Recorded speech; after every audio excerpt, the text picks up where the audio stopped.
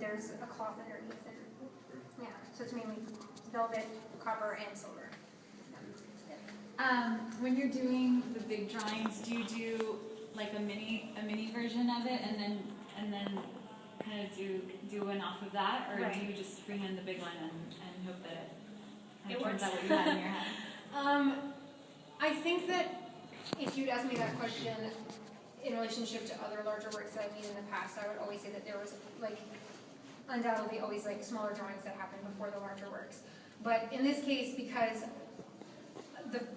the initial works that I made for this exhibition got scratched, and I had to start over, and it was such a short time left that I literally just dove into each large piece. I didn't, if they were, mess-ups, there were mess-ups, but I basically just went in cold and basically knew what I wanted to make, and then laid it out, and then just started and finished, and kept every single piece that I made at that point on for the exhibition. Could you remind us of that time frame? Exactly what that was? Yeah. You mean which month? Or no, not the which month, but it was basically a month. A month. Yeah. It was 1 month that this show was created within, but I don't know. I just to let you know that each of the larger drawings, I gave myself a maximum of like 2.5 days to work on each, because I just knew that there was no other way around it. If you saw what we were given, you remember this? They give you the layout of Simone's space, and then you read the numbers, the dimensions of the space, and you're like, 20-foot walls, like what? Like I've been making pieces like this big, and like the sculptures that you all maybe saw on the show, they were like this big. I don't know what I was thinking. I didn't really take the space into account. And then once Simone knocked us all down, apparently I later on found out that we all got a horrible critique, I knew that I needed to work larger, and that I really needed to be very strategic about how I was designing these larger drawings, and that there needed to be white space, and that they needed to become very iconic and act as really large symbols in a sense within the ideology around my show. Yeah. You mentioned several times when you're going around to the different pieces that I hope that the viewer takes away. I don't know if the viewer will take away exactly what I intended, but I hope, and especially I know when your intentions are very specific and there's a lot of research, a lot of different messages maybe that you're wanting to get across. Right.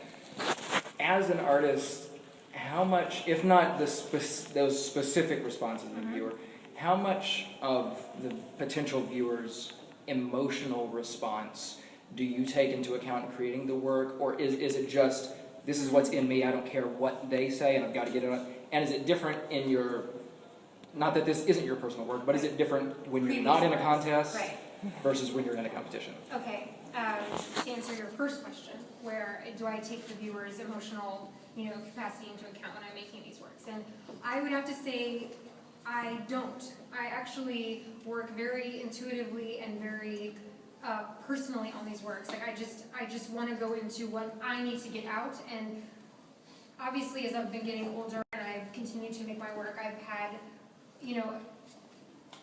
had the same response throughout the years where people do feel something when they look at my work. So there's that trust that begins to happen with myself, where I'm like, if I do what I normally do, then there will be a reaction and an understanding, or maybe a familiar peculiarity about the work to them, that there's something that we can talk about, that you get something out of it, that you're bringing your own experiences into the work, and that we can have like a dialogue about that. And to answer the second half of your question, that in being in the competition, did I sacrifice anything that I would normally put in my work?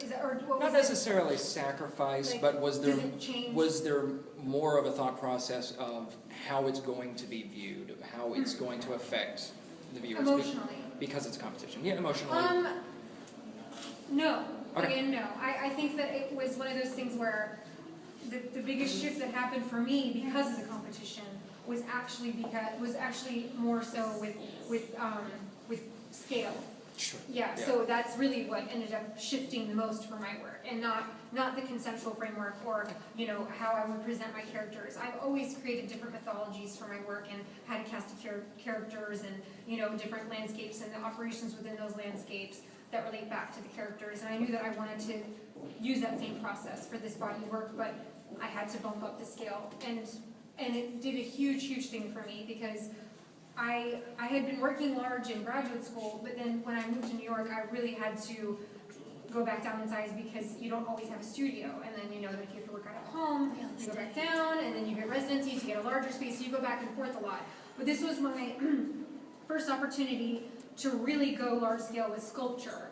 For me, that was the first experience I've had with that. And that really opened a huge door for my work, I have to say. Like, this was a really, really big deal for me, and I think that I can now keep moving into large-scale sculpture with, you know, the monetary award that I'm receiving. I really want to try new techniques with sculpture and go larger. Thank you. Yeah. Do you always like put in so much forethought into what a drawing is going to be, or do you sometimes just... No. It may sound like I do. I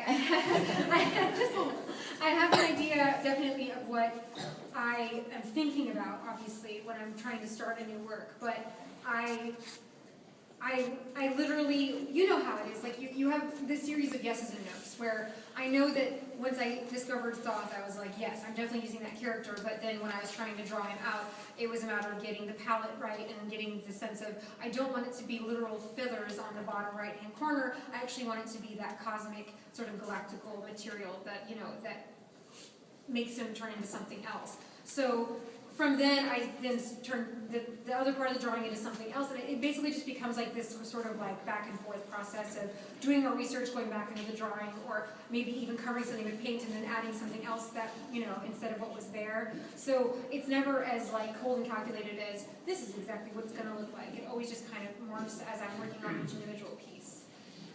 Yeah.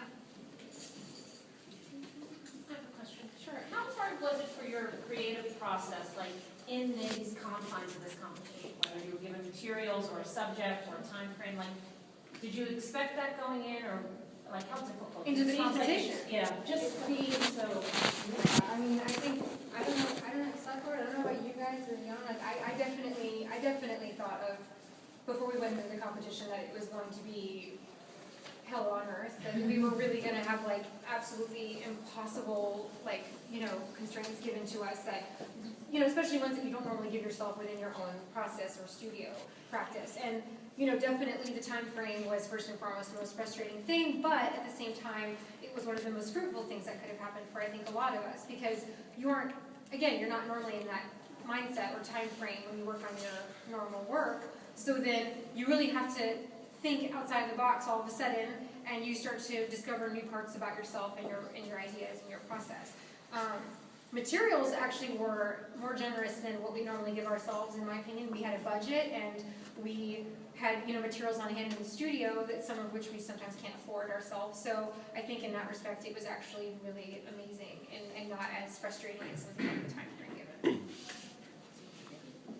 In your new work, how much are you going to incorporate like some of the imagery of these drawings, like metals? Yeah. And this, like I love the textured kind of like dirt Right. paint surface that you I'm described. going to keep using it. Okay. I don't think I'm done with this body work, to be honest with you. I think that this was just sort of like the tip of the iceberg that I discovered, and I really want to, like I said, keep working on the installation works and sculpture, and then I think that I'm most definitely going to be working on large-scale drawings still, but I want to keep using the techniques that I discovered while making this exhibition, in particular the splattered paint. Yeah. Yeah. That's it. Oh, sure. Yeah, which was in the show of what's here? Everything. Well, everything was in the show. They literally plucked everything and put it in here, and there was no editing at all, actually. And that was, it felt great for me to actually work with the curator on, you know, designing this show and placing, you know, the pieces where you see them today, because once he told me that all the work could be included, it was a huge relief, because for me, it really is a very cohesive body of work that I think the pieces need one another. And not that they couldn't stand on their own, I believe that they do, but I think that they just become all the more powerful when they're actually in the same space together. So, yeah. Which one's your favorite? Of course, the boat, the bridge, I should call it the bridge, that's the title. The bridge work behind you, and of course the helmet piece closer to Thoth. Those are my two favorites. What is Simone going to auction off from the show? The bridge. And I haven't been told yet when the auction is actually going to be, but I do know that the other piece he's going to auction off of mine is going to be in the spring for Ilana's story, for the student and school donation. Yeah. Thanks, guys. Yeah.